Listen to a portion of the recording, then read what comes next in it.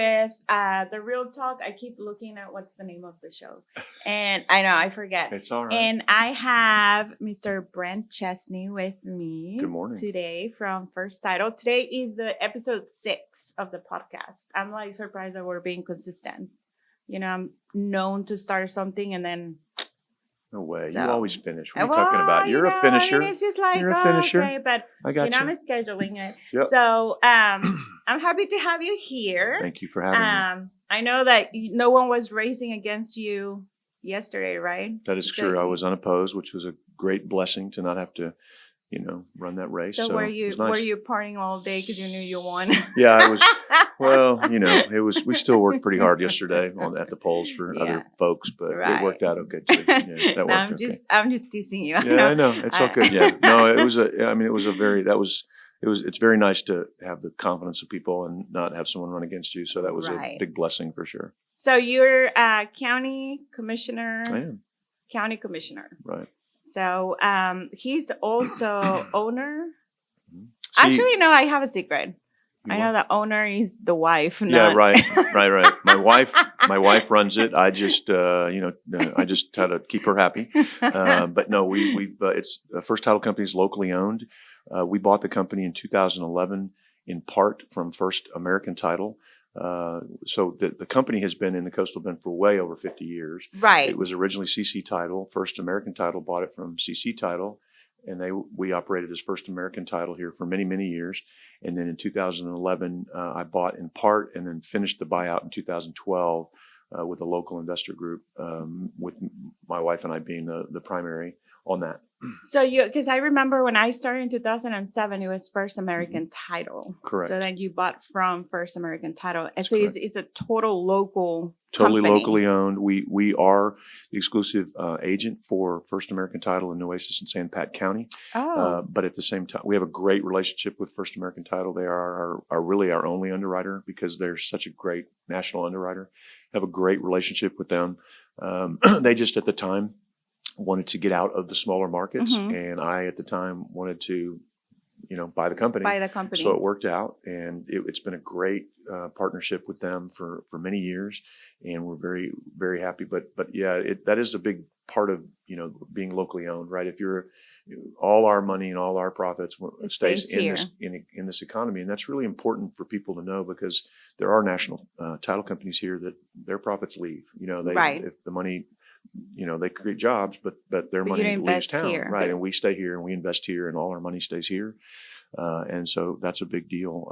And so it's been great. And but like I say, this company in one way, shape, or form has been serving the Coastal Bend for way over 50 years. I have to go back and look now what year it is. Why title, Brent? What's that? Like how do you started getting involved into the title business? That's a really interesting story. I had my own law practice. I was on city council at the time, and actually another title company here locally approached me and said, "Hey, we'd like to hire you just as a outside contractor to help us with business development, especially with commercial deals and so forth." And I thought that's a great idea.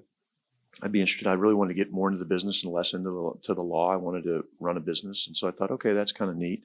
And I called a couple of friends of mine in the business and said, "Hey, just want to let you know I'm going to be getting into the business in this way." And one of my friends who was affiliated with First American Title at the time called me and said, "Well, why are you doing that?" I said, "Well, because they offered me this position." And he said, "Well, hold on. Would you be interested in talking to First American Title?" And I said, "Well, I'm starting with this other company next week." And he said, No, they want to talk to you about maybe running the whole thing. And I'm like, "What are you talking about? I don't know anything about the title business. I was just going to do this as an aside and kind of start evolving." But anyway, so long story short, very quickly, it happened, and I met with the folks, and I really liked them, and they liked me, and in 2002, basically, I went to work for them and continued with my law practice, and the rest, as they say, is history. It was kind of a weird evolution. I never would have thought in a million years, hey, I'm going to grow up and own a title company or be in the title business, because I didn't know much about it. But it's been great, and it's a very, very service oriented business. We all charge the same, and so as you know, you've got service, you got price, and you got relationships, right? And so if the price goes out the window because our prices are the same as everybody else's prices, then it's all about service and relationships. And and I love that. I love. You meeting have with a people and great team. talking I have to people. tell you I've that got the best team in town, without a doubt. I have to tell you that actually when I came to Corpus Christi, it was in 2005. In 2005, I bought my first home. I was there in either drive. Mhm. And Rosie was my closer. No way. How Mhm. funny. What a small world. That's literally when I met her. She met Andrea. Andrea now is 2020. Andrea was like 2 years old when Gosh. Rosie met her. So it's Wow. crazy talking about that relationship. I mean, I know your team. I mean, well, Rosie, I know her forever. That's how I met her. And then in 2007, when I started on the mortgage business, she was kind of like my to go, like, Mhm. okay, well, you're going to help me. Can we escrow the contract and all this? And, it's crazy how she has seen in both ways. I mean, I know about her kids, and then she has seen my kids grow. Right on. Where she's all like, oh my God, I can't believe that she's in college now. I'm like, yep, she's grown up and gone. Well, and that's the key. I mean, I absolutely have, and I say this with no shame, the best team from top to bottom of anybody in this area. Most experience, the best service in my plant, in my marketing team, with my closers, with the assistants. I mean, we really take a lot of pride and look, we make mistakes and we try to make those mistakes right. no I one mean, we're is not perfect. perfect, right? We all make mistakes, but we really try hard to, do what we can. And I'm just really fortunate that a lot of these people I've worked with since I've been in this business, Rosie and Cindy. Right. And I mean, just the list goes on. Johnny Batten, who's my plant manager, Betty Vickers, who's my operations manager. I mean, these ladies have more experience than I'll ever have in this business. And they do a ton of the work and having, and being a small, locally owned business, having my wife, who's the CFO, of the company. Yeah, that's why I said she's the She real is. owner. No, and really, I mean, Ashley is the best. I mean, she's, as you know, when you have a husband in the business that can help run ideas off yeah. you and, and talk about things and really, it's just different when you have an investment like that. And it's awesome. And when you have someone running the financial side of it that you can trust, I know where to find her. Yeah. It's because that's what we all worry about, right? Is money missing. All I know is Moses got in trouble because I'm not CFO of any company. So I need to get the title. Yeah. You're good. Yeah. You can make him the CFO of yours. Right. And you can be the CFO of his, and you got all kinds of stuff going on. But. So just real quick for everybody that is listening out there, that it's on the market to buy a house, explain a little bit about the title policy. Sure. So what, I'm going to buy a house. Why do I have to get a title policy? The fee is the same across the board. So it doesn't matter what title company you go to, you're going to pay the same amount. But what is it really for? So it's really peace of mind. If you do a cash deal, you don't have to get a title policy. Okay.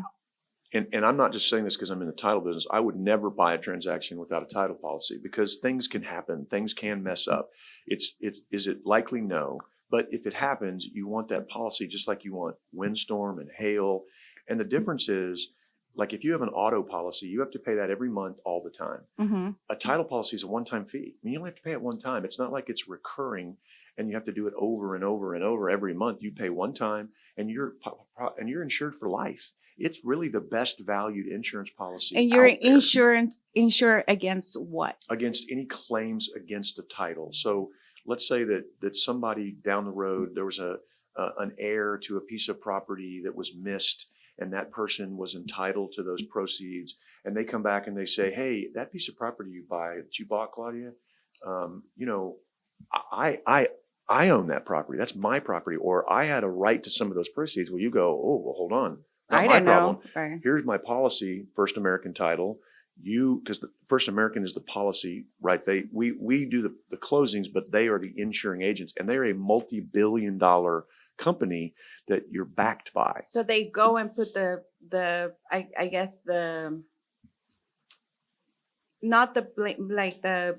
is it? They'll called? file a claim. The claim, right? They go and put the claim against the title company, right? And then First American Title will then take, the policy, and they will defend the claim. They will deal with the claim. Okay. I don't even deal with the claim because I'm just an agent for First American Title. So it's not First Title that you have the backing of, which you do, but but First American Title, which is a multi-billion-dollar first or second largest underwriter in the country that backs you up. So kind of like, an Allstate or a Farmers or a State Farm, it's the same kind of situation, just in title, but it's a one-time, it is, in my opinion, it is the most valuable insurance policy you can have because you pay it one time and it's for life. If you own that property for the next 30 years and something happens 27 years into the policy, that policy still protects you. See, I actually am learning today because I always thought that the title policy was just for you to give me something saying the title is free and clear. Well, so that's you don't part have of anything to worry about it. But I didn't know that it extended to for life. until the whole time that you own the property. And this is important because there's a lot of liens that can be attached to the property. People can miss liens in searches. Like I say, there can be claims that, hey, that's my property. There can be, and that stuff happens. That happens. And so that's why you want that. And again, it's a one-time fee. That's significant because you may go, wow, that's a big fee, but you never have to pay it again. You don't have to do it again. Unless you sell the property. But I mean, if you don't ever sell that property, it's not like homeowners insurance where you pay monthly for the rest of your life. Right. It costs you thousands and thousands and thousands to insure your home, to insure your car, to insure your property. One-time fee, it's the best value of insurance policies. It is a set fee. So it's the same calculation. It doesn't matter, again, what title company you go to. The title company sure it does. also You should always go to First Title Company. First Title, well, yeah, but what I mean is you're still going to get the fee. I know, I'm kidding you. So the escrow, when you guys go and buy a house, your realtor is going to go ahead and go and escrow that contract into the title company. There are some times that if the seller is paying for it, they usually pick who the title company is. The rule is, according to RESPA, the rule is it's the buyer's policy, so the buyer should get to choose. Okay. But it's a negotiable point in the contract. If the seller is paying for both the owners and the mortgagees, then the rule is the seller can pick. Usually the seller pays for the owners and then the mortgagee is paid for by the buyer. Okay. Because that's $100 or something like that. But so if the seller is paying for both, then the seller has the right to ask. Because it's the buyer's policy, you as the buyer should, quote, have the choice. But it's a negotiable thing in the contract negotiations. You talk to your realtors. Right. I would tell you from a lender perspective, because basically, in a short version of it, we get that contract escrow. Very important. I work with a lot of title companies in town, and sometimes it's literally 1 week before closing, and they're like, "Oh, well, we didn't send the contract." And I'm like, "What do you mean? I was a lender there, blah, blah, blah." So it's very important that you choose a reliable title company. Right.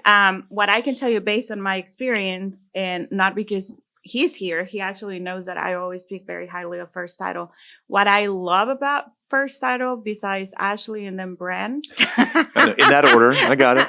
Ashley, Cindy, Rosie, then Brent. I'm okay with that. Is your team. So I've had closings on Saturdays. I have closings after 6 p.m. I have cell phone numbers for every closer that you have in there. It's just that takes it to another level. Right. And I appreciate that because that's not something, I don't want to force my people to work on Saturdays or Sundays. No. They just do it, right? They do what they need to do to take care of their clients. And that's what is important. And that's what matters. And that's why, you've been so loyal and it's so much appreciated. And we go so far out of our way to help you and your team because it's a partnership. That's how we look at relationships, because we understand that we've got to get those deals closed. And believe me, part of my job is to deal with problem files, right? And we have our problem files. We've had some with you. We've had some with other people, and they're not fun to deal with, but we try to make things as right as we can. And sometimes, a buyer or seller can have reasonable expectations of the title company and the lender and the realtor, and sometimes they can have unreasonable expectations. And then it's just like you can't do it that fast, you just can't. Sometimes you just can't please people. You can apologize and you can try to make it right. And so much of the time when I come across a problem file, and what I've tried to impose upon my team is, look, just get the file closed. We'll figure out the problems later. Right. We've got to get this file closed. Address that stuff and we will figure out the problems later. We will apologize later. We will do whatever we need to do later.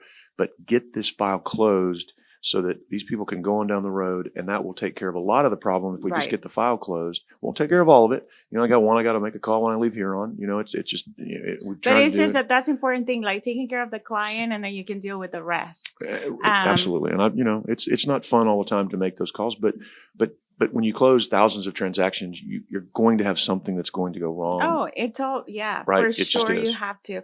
So one more thing that I like about First Title, and this is like true story, and I know Ashley is gonna hear it. Mhm. So I remember I called Ashley one time and I told, hey, my girls don't want to come to your title company anymore. And she's like, what do you mean? And I said, well, there's no cookies. If I knew the cookie story was going to have to come up. Yeah, right, like there was no cookies. And my girls were like, are we going where there's cookies? No, I don't want to go. I'm like, it's just a quick closing. Nope. So I called Ashley and I said, Ashley, what are we going to do about this? Oh, Ashley went and got an oven and got me cookies. They're fresh baked cookies Yeah. at First Title when you go. Yeah, I mean, that's important. You got to have those fresh Yeah. baked cookies. They're sealed up so that, you can, nobody touches them. We're all about cleanliness too. And you're right. And you really do. It's a funny story, but you take what your clients give you and you take that as valuable input. And if you don't, that's kind of Oh yeah, that's silly, all right? Andrea and Alexa, and they right. were little. Right. No, I get it. I mean, you have to, and just little touches like that make a difference. We try to provide the continuing education that realtors need. We do that with Pat Strong. We bring her down. How often do you guys do that? We Because I try to- have noticed that. Yeah, we try to bring that about once a quarter. We do it more, but sometimes we get a big response. Sometimes we don't, because it just depends on the time of the year. So we bring her about once a quarter, and we try to do that. We've just souped up our training room over at the Holly office, added a big screen TV. We allow, if especially like you have this big beautiful office now, but some of the smaller companies in town, they need a offices to space. meet in. So we have space available with a PowerPoint TV available to do it. So we try to accommodate that. We try to listen to what our clients want and need.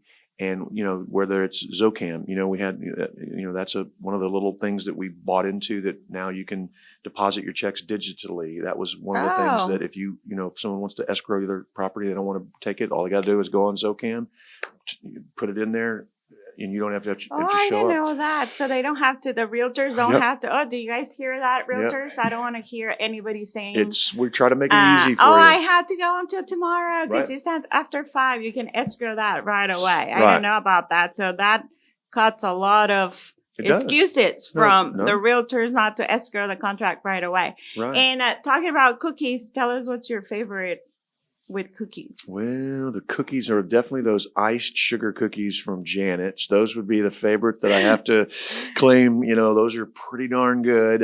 So yeah, I'm kind of a sweetaholic. And you eat them with, okay, so Milk, I know yeah, Brent milk, also, yeah. like, we know Brent very well. So we know his weakness is milk and cookies. And let me tell you, the other ones that I love are those ones that you always get from that lady Yeah.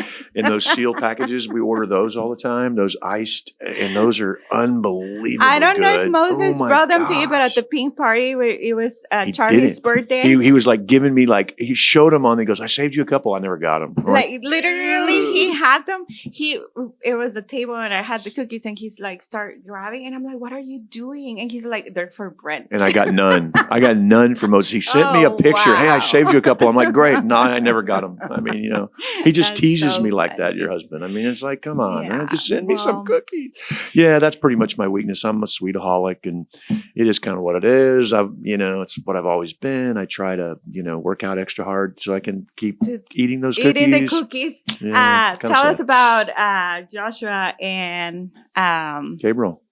Gabriel. Very blessed to have two. In addition to my wonderful wife Ashley, I have two great boys. Joshua he's a sophomore in school, but a redshirt freshman for basketball purposes. He's on scholarship playing up in St. Ed's in Austin. In fact, they are leaving today for their first trip. They're going to Colorado. They have 2 games there. Wow. Are you gonna go? Well, I don't think so. We were, and it is a really tough trip. They are playing 3 games in Hawaii. We are planning on making Yes, those. I remember that. That one we're going to make, but we're excited. We went up what was a couple weeks ago, and he had his first scrimmage. Got to watch him play that, so that was really cool. That's good. So he's doing great. Has a wonderful, nice girlfriend at the moment, which we really like. His teammates he really likes. So he's doing great there. And he was up on the East Coast. You know, your daughters are East and West Coasters. Oh, yeah. Mine was not an East Coaster. He just that was not his thing. So we were happy as heck that he decided to transfer come back. back to It Texas. makes it hard. Like, It's I mean, the super flights hard. to like Boston. It's a and that, day. I mean, it's like San Francisco. It's a day. Like, I mean, it Takes you a day. No matter how you do 7 it from hours. Corpus Christi, it's a day. So that's crazy. And Gabriel, what is Mr. Gabriel? Gabriel did a video. Actually, I had to still post it. I haven't posted Yeah. a lot of pictures. He did a video. And Gabriel, if you're listening to this, I still owe you a gift card. Yeah. I will pay that. I always It's pay. okay. We paid him, just so you know. We paid him because we figured you get around to it. We hooked I him will. up. We hooked So him do I up. have to pay It's all you right. back, No, or it's do all I right. have to Yeah, pay whatever. Gabriel? Just give him an extra one. He'll be fine. He'll like that too. But Gabriel, what is he He's doing? great. He's a freshman at Flower Bluff, and he is doing really, really well. He's been at London, which Joshua went to London, loved London, and Annapolis, loved Annapolis Christian Academy. Gabriel just wanted to try something different for high school, and he picked Flower Bluff, and we love Flower Bluff. I've represented that area for years as a county commissioner and very involved in their schools district, so I know what a quality school district it is.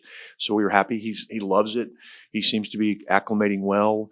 I mean, it's a huge change when you go from like 18 kids in a class in Annapolis to 600 freshmen and 2,200 kids in the whole school. So it's like staggering to me. I don't know if I could have done it, but he's done it. He's doing it super well. And he's like my video art, just super. And he's dropped a couple of songs on Apple Music. I know. I mean, it's Andrea and Alexa were telling me about unbelievable. that, and I'm like, no way. He's like, yeah, and they're pretty. They're he said pretty that darn good. He writes them. He writes them. He buys the beats. He hadn't produced the music yet, so he buys the beats and he puts them into his song. But he writes all the lyrics and he sings the songs. Wow. He's working on a I think he calls it an EP. He's working on a little six or eight song set right now that he's going to drop next. Super talented. Didn't get that from me, obviously, but he's super talented. And you know, we just had a great trip. We went up to Fort Worth last weekend and got to watch the TCU Texas Tech game. So he's my TCU guy. He loves TCU like I do. And then That's the frogs. Yeah, I told him I was going to ask about that. Is the I'd purple. I'd get that in. Yeah. And then we drove back, got to see Joshua for about 3 hours in Austin on the way home. So we had a wonderful weekend, and it was great. And Gabriel really misses being around Joshua. They've gotten real close right before he went back to school, and so he's missed him. And so that's always a fun treat. But they're doing well at the moment, and we're really very blessed. Just to have them. They're both just good kids. What about your fur baby? My fur, which one, right? I got four dogs, and the latest one is a little Bernedoodle named Luna. And Luna. I think Luna is the one that is spoiled. Yeah, they're all spoiled. I got to tell you, they're all spoiled. Amber, who is, we got a golden doodle, and named Amber. She's super spoiled. She's kind of mine. Luna is kind of Ashley and Gabriel's, and then we've got two rescue dogs, Lucy and Belle, and we love them. They're all I was all laughing spoiled. because I put Nico's fall picture, Halloween picture on Facebook, and then from the daycare. And then Ashley goes and put Luna. I'm like, okay, their buddies at school. Yeah. So let me circle back because I want to ask you something very important for everybody that is listening. What will be maybe two things that you will tell people to be careful of, like, I guess, avoiding issues for title if they're selling or they're buying a property? So first, let me say, and I'll answer that too. First, let me say, I think we're still in a very good market. We are not in the crazy, stupid market that we used to be in, but we're still in a very robust market. I think it's still a very good time to sell and buy. It's not right now, I don't think, either a seller or a buyer's market, which is still a good, solid market for everybody. So I think there are some real advantages to this market. So I think everybody that is considering should not be afraid of interest rates or afraid of other things like that, because the interest rates, I think, are going to go higher. So this is a good time to buy now before they go higher. But in the sense of what you're asking, there are certain things that you need to watch out for, right? There are things like, child support liens and things of that nature that we can talk about. There's divorces that come into play. You've got to have your ducks in a row on the title. I would always suggest, if you're listing a property, to get whoever's initiating it, your lender or your your realtor, if it's a refinance, if it's a sale, to get that set up and ask some questions of your title company and say, hey, look, is there anything out there that you see? Because we're happy to take some early looks as long as there's some contracts, that it's out there, and get that started, because you don't want to find those issues 6 months in when you've got the buyer and you've gone, oh, darn, we didn't know about all this and we didn't know about all that. So really just get an overview of your property, because that is super important, because things pop up, and those child support liens, there's not much we can do about it. No, and Tax it's liens, not oh my like gosh, those tax are horrible. liens. I've horrible. had transactions where they can actually not close the deal because they owe so much taxes that they can't afford to actually even sell the property. Another thing that people don't know that sometimes companies do, it's like collections, that they go and attach it, and it's a homestead, so that shouldn't be a thing, right? But it's a problem, right? But So it's something that it does put in there, and then you have to do extra work to do it. Because there are things in there that, like you said, that if they're a homestead, then a vendor's lien that's not attached to that house, that's like like a credit card or something like that. But it's still a problem that we have to clear up, right? Right. And you can usually get that cleared up, but it takes time and it can delay your closing. Then it can't be one of those deals where, and then unfortunately the title company gets blamed for everything when it's not usually the title, because we can run title pretty quick and then we start helping get it cleared up. But there's certain things we can't do, right? We can't get your child support lien cleared up. We can't get the IRS to waive a lien. We can't, so you want to know those things, even if it's a credit card debt that's on there. We have to reach out to those people, and usually they'll give you a partial release to close the property, but that takes time, because getting a hold of a credit card company is not easy. It's not easy. I mean, it's like somebody in New York City, and especially right? because it's not even the credit card company anymore. Like it has sold so many times to different places, and the collections and all that. So very important to share that. I find it very funny. I want to use the word funny when some clients, they think that we're not going to find out. And I'm like, dude, we're going to know everything. We always find out. We pull out everything. It's like the other day we were talking about this guy that he's like, I'm not married. And Cindy's like, he's married. And the guy's like, no, I'm not married. I'm like, dude, here's when you got married. Like, I have the marriage license right here. And the guy was like, well, what if I tell you that I'm not married? I'm like, okay, let's just disappear because you said that you're not married. So it's like, stuff like that.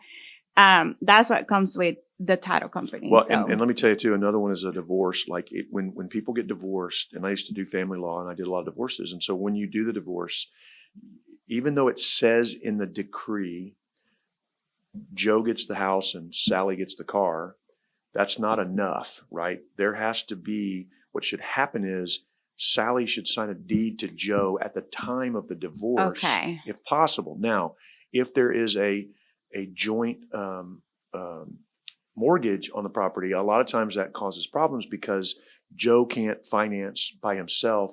So Sally says, okay, I'll stay on the lien. Well, just understand that then Sally's going to have to sign off when you sell the house, Joe. Okay, so let me tell you the mortgage on that matter, because that's an actually really good thing to talk about.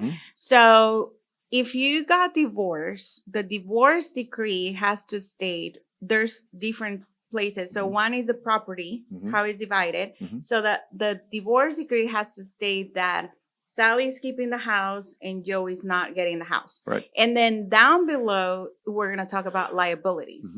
So when you put on the liabilities that the mortgage now belongs to Sally and not to Joe, if it's stated on the divorce decree, Joe can go ahead and buy a house without counting this mortgage because the divorce decree. Now, I had a case where that was the case, but then the husband was still making the payment. Well, then you're still paying. Like, that's not going to look good. So if it's separated, it's separated. But yes, the deed of, it's a warranty. Right. Deed. So for there's different requirements for mortgages, right? Yes. So Joe might qualify for a mortgage, But when Sally sells the house from the title standpoint, we're still going to need Joe to sign off on that deed, even though it's in the final decree, because I don't know Joe that. is still On on the this mortgage title. and on the title. Oh. And he's still on the mortgage. Like he's still, unless they've released him unless they've deeded the property at divorce and gotten him off the mortgage, then he's still on this mortgage. So he's still going to show up on the mortgage and on the title. Oh, wow. It's still going to be in What the about the unless there's a proceeds if deed. they're selling? The proceeds going to come to both No, of no, them? no, too? no, The no, proceeds are because just going to come to. not unless Joe makes a claim for it, which Joe shouldn't, because the divorce decree Well, says Joe damn should. Joe, sometimes, but sometimes Joe does. Believe me, we run into those all the time. But more times than not, Sally's going, well, wait a minute. Divorce decree gave it to me. Why in the world are you making Joe sign? And we're like, because Joe's still on the title. Right. You Okay. didn't deed the title from Sally to Joe. So that's very important. If there's any lawyers hearing out there, it's a you big guys deal. have to do the deed before. Because, yeah, I've seen that. It's a big I've deal. I seen mean, you that. have to sign that deed over. Now, here's the problem. If Sally deeds it to Joe, then there's something, as you know, called the due on sale clause on the financial documents that says if you alter this, then this mortgage is due on sale. Right. And they consider a deed from Sally to Joe a sale, can do that, yeah. and they can call your note due. So a lot of times They don't do it because of that. That's why they don't do Yeah. it. But then when it comes to my perspective, Joe might be able to go get a mortgage policy. That's not my issue. Or might be able to go get another loan.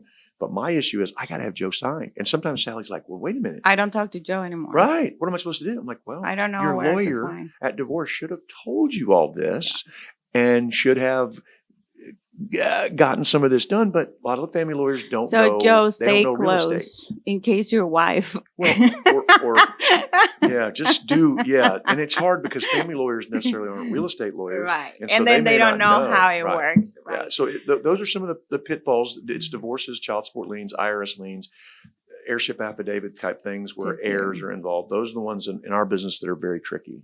So, well, again, thank you so much for coming, not having us. Thank you for having me. I appreciate the opportunity. And my wife will be happy that I've got this in the shot, right? Cool. Branding, okay. Good.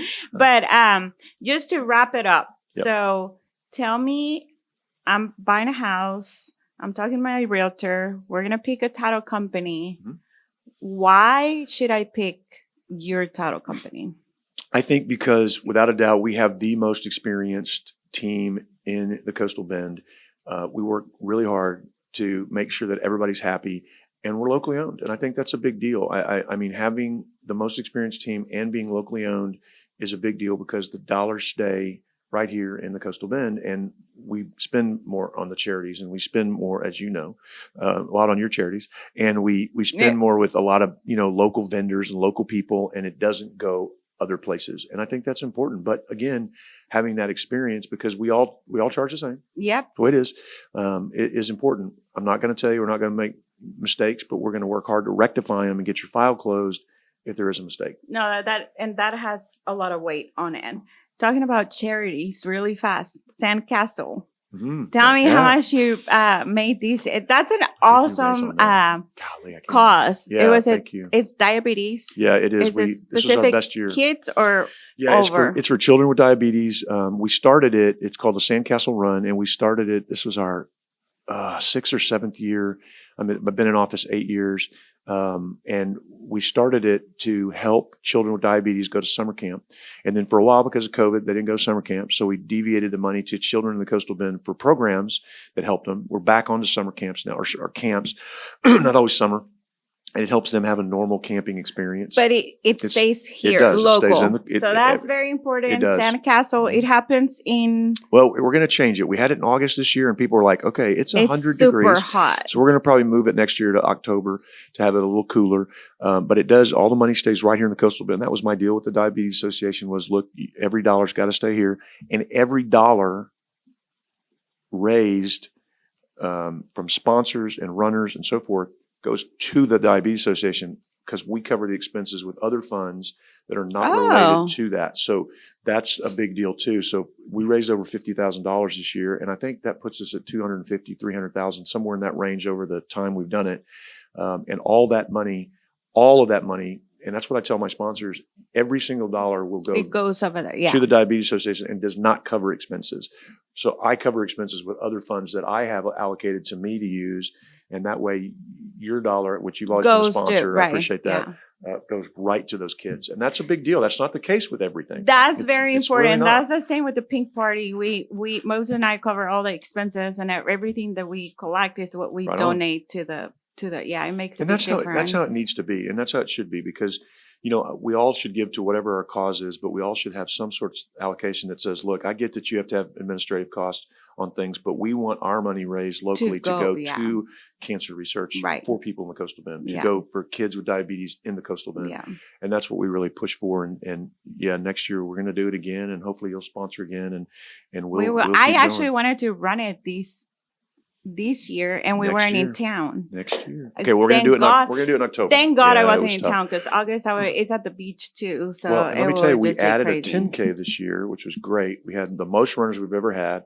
Todd Hunter stepped up and was a sponsor, and he decided his sponsorship wanted to be towards making the race free for everybody. Oh, wow. So we had, I don't even remember, 450 signed up racers. We had more that not everybody showed up, but because it was free, but still we had more runners than ever, more signed up than ever, more money raised than ever. Do you run the race? I did not. I have to help, like make sure and greet Oh, people. that's the excuse. Yeah, right. Gabriel does.